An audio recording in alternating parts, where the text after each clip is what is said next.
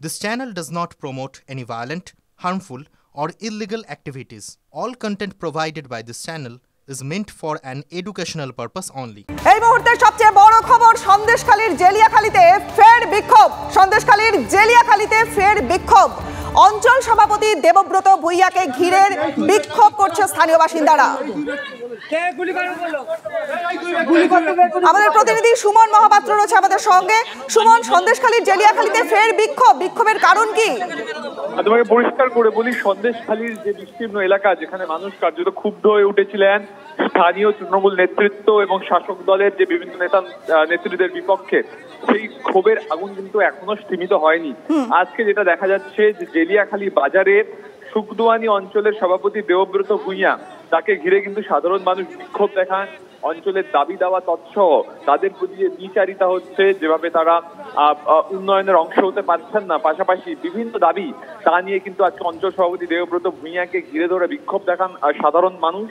এবং তাদের পরিষ্কার বক্তব্য যে সন্দেশখালীর বিস্তীর্ণ এলাকায় যে অনুন্নয়ন হয়েছে, যেভাবে কার্যত প্রহসন করা হয়েছে, যেভাবে কার্যত হর্তাকর্তা বিধাতার মতন আচরণ করেছেন তৃণমূল নেতৃত্ব, তার বিরুদ্ধে তাদের যে আন্দোলন, সেই আন্দোলন আপাতত সংগঠিত না হলেও বিভিন্ন প্রান্তে, সেটা জেলিয়াখালী হোক, কখনো ঝুপখাড়ি, কখনো বেড় মজুর, সেখানে কিন্তু এইভাবে আন্দোলন হচ্ছে এবং বিক্ষোভের মুখে পড়তে হচ্ছে স্থানীয় তৃণমূল নেতৃত্বকে। রনিপা, বেশ, সুমন সঙ্গে থাকো।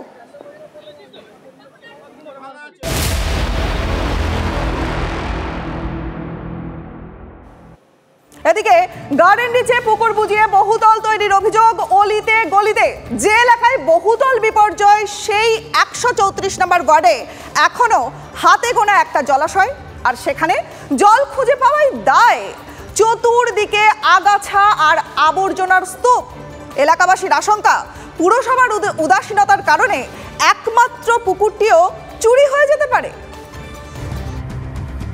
গার্ডেন রিচে পুকুর বুঝিয়ে 5 তলা তৈরির অভিযোগ, আর সেই নির্মীয়মান বহুতল ভেঙে মৃত্যু মিছিল।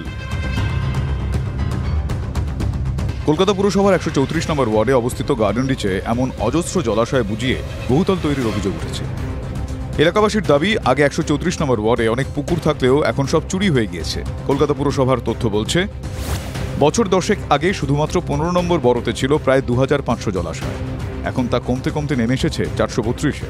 যেখানে বহুতল বিপর্যয় ঘটেছে, সেই 134 নম্বর ওয়ার্ডে মাত্র একটি পুকুর। ব্যানার্জিপাড়া মন্দির গলিতে অবস্থিত সেই একমাত্র জলাশয়ের হাল অত্যন্ত খারাপ।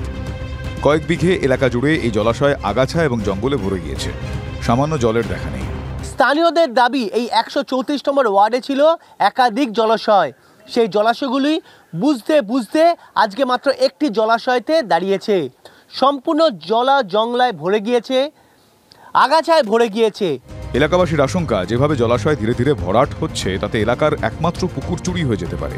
তাদের অভিযোগ, পুরসভা নজর না দেওয়ায় কয়েক বিঘার এই জলাশয় এখন জমি হাঙড়দের নজরে।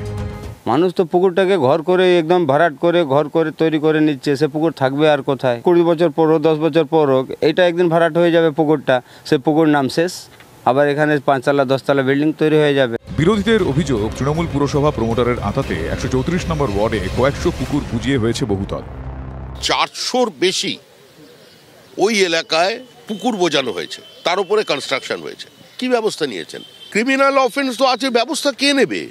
তৃণমূলের জমানায় তারাই হয়ে গেছে, প্রমোটাররাই হয়ে গেছে কাউন্সিলর। ওই এলাকাতে গত 2 বছরে অন্তত 36টা বাড়ি হয়েছে বেআইনি পুকুর বুঝিয়ে, এবং সবই কাউন্সিলর, এমএলএ তাদের মদতে। তারা চাইছেন পুকুর যেমন আছে পুকুর থাকুক, জঙ্গল আগাছা সাফ করে দেওয়া হোক। ক্যামেরায় মনোজ হাসরার সঙ্গে সায়ন্ত ভট্টাচার্য, TV9 বাংলা, কলকাতা। গার্ডেন রিচে বাড়ি ভেঙে দর্শনের মৃত্যুর পরই রাজ্যের বিভিন্ন প্রান্তে বেআইনি নির্মাণ নিয়ে সরব হয়েছে বিরোধীরা। সল্টলেকে অবৈধভাবে পুকুর ভরাট করে একের পর এক বহুতল তৈরির অভিযোগ সামনে আসছে। একই অভিযোগ উঠছে উত্তরপাড়া, কোন্নগর সহ বিভিন্ন এলাকা থেকে। পুরো কর্তাদের অবশ্য দাবি, নিয়ম মেনেই নাকি ব্যবস্থা নেওয়া হচ্ছে।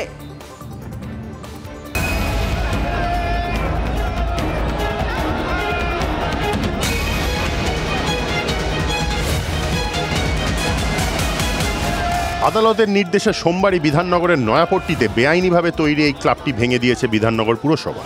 কিন্তু এই একটা নয়, অভিযোগ বিধাননগর জুড়ে এমন শয়ে শয়ে বেআইনি নির্মাণের ছড়াছড়ি। বিধাননগর জুড়ে একাধিক অবৈধ নির্মাণের অভিযোগ উঠছে এবং সেই মতো আমরা বিধাননগর পৌর নিগমের ৩ নম্বর ওয়ার্ড পশ্চিম বেড়াবেড়িতে এসে পৌঁছায় এবং সেখানেই দেখা যাচ্ছে যে বেশ কিছু অসাধু ব্যবসায়ী রাতের অন্ধকারে এইভাবে জলাশয় বুঝিয়ে নির্মাণ করছে, যে নির্দিষ্টভাবে এই ঘেরা দিয়ে এই রাতের অন্ধকারে চলছে। এইভাবেই কিন্তু পুকুর ভরাট এবং পুকুর ভরাটের পরেই হবে নির্মাণ। যেখানেই জলাশয় ভরাট হচ্ছে তার ঠিক উল্টো দিকেই রয়েছে বিধাননগর পুরসভার মেয়র পরিষদ পরিবেশ রহিমা বিবি মণ্ডলের বাড়ি। তার চোখে এটা পড়েনি। আমাদের যে নলেজগুলো আসছে সেখানে আমাদের সরঞ্জাম দিয়ে আমরা হারিয়ে পুনরায় আমরা খুলে দিচ্ছি, বাকিগুলো আমরা বন্ধ করে দিচ্ছি, কোনো রকম মাটি ফিল আপ করা যাবে। এবার দেখুন কেউ হয়তো কোনো পাটের কিউটিউবে তুলে সেটা আমাদের তৈরি নলেজ আছে, সামনে সামনে আমরা পাঠিয়ে দিচ্ছি, এবার আমাদের ইঞ্জিনিয়ারও কিও দিচ্ছে। এবার একটা নিয়ম সিস্টেম আছে, কমিশনের ব্যাপার আছে, ফাইল তুলতে অনেকগুলো সিস্টেম আছে। সিস্টেমের কথা বলছেন রহিমা বিবি, বলছেন বেঁচে থাকতে কোনো জলাশয় ভরাট করতে দেবেন না। বিরোধীরা কি বলছেন? সল্টলেক প্রকৃতি বান্ধব ছিল, সেখানে গিয়ে রোহিঙ্গাদের এনে বস্তি বানিয়ে দিয়েছে, তারা আবার সেখানে নির্মাণ কাজ চালু করে দিয়েছে।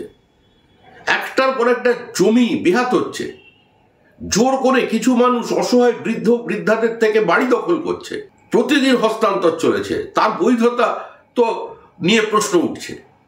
এটা একটা লুটের জগৎ চলছে। তৃণমূল যতদিন আছে এটাই হবে, সব যুক্ত ওপর থেকে নিচ পর্যন্ত। গার্ডেন রিচের ঘটনা সামনে আসতে বিজেপির তরফে মঙ্গলবার বিধাননগর পুলিশ কমিশনারেটে বেআইনি নির্মাণের বিরুদ্ধে অভিযোগ জানানো হয়। মানুষ যে মৃত্যু হয়েছে গার্ডেন রিচে তার দায়বদ্ধতা যেরকম সরকারের, আগামী দিন এই অবৈধ নির্মাণ যদি কোনো ক্ষতি হয় বিধাননগরের নাগরিকের, আমাদের সহনাগরিকের, তাহলে এর দায়বদ্ধতা সম্পূর্ণ সরকারের, সম্পূর্ণ শাসকের, সম্পূর্ণ এই সিন্ডিকেট বাহিনী। তবে শুধু বিধাননগর নয়, হুগলির উত্তরপাড়াতেও পুকুর বুঝিয়ে বেআইনি নির্মাণের বিরুদ্ধে পথে নামে বিজেপি। মঙ্গলবার উত্তরপাড়া পুরসভার সামনে বিক্ষোভ দেখান বিজেপির নেতাকর্মীরা। এই উত্তরপাড়া শহরে, বননগর শহরে একাধিক এরকম বিল্ডিং তৈরি হয়েছে, পুকুর ভরাট করে বিল্ডিং তৈরি হয়েছে এবং ইল্লিগাল হয়েছে, পারমিশন নেই, তারপরেও কনস্ট্রাকশন হয়েছে। বারবার আমরা পুরসভাকে জানিয়েছি, কিন্তু এ কাজ চলছে, কারণ এটাই হচ্ছে তৃণমূলের মূল ইনকাম করার জায়গা। ঘটনাচক্রে এদিনই হুগলির বৈদ্যবাটির চৌমাথায় জিটি রোডের ওপর হুড়মুড়িয়ে ভেঙে পড়ে একটি বাড়ির একাংশ। ঘটনায় জখম হন 2 শ্রমিক। কয়েকদিন ধরেই বাড়িটি ভাঙার কাজ চলছিল। স্থানীয় বাসিন্দাদের বক্তব্য, একটুর জন্য বড় দুর্ঘটনা ঘটেনি। সাইকেল চালাচ্ছিলাম, দেখলাম দুরুম করে এটা ভেঙে পড়লো। মানে কোনো পৌরসভার কোনো উদ্যোগ নেই, চারিদিকে বেআইনি নির্মাণ হচ্ছে। কিছু মানুষ আবার কিছু এত ডেসপায়ার্ড হয়ে যাচ্ছে, না পুলিশকে মানছে, না পৌরসভাকে মানছে, কোনো প্রশাসনকে মানছে না। আমরা বাধ্য হয়ে কোর্টের দ্বারস্থ হচ্ছি, কোর্ট অর্ডার দিলে পরে আমরা বাড়িগুলো ভেঙে দেবো। সব মিলিয়ে গার্ডেন রিচের ঘটনা সামনে আসার পর বেআইনি নির্মাণ এবং পুরনো বাড়ি নিয়ে অভিযোগের পাহাড় জমতে শুরু করেছে। বাড়ছে আতঙ্ক। রঞ্জিত ধর, আশিক ইনসানের রিপোর্ট, TV9 বাংলা।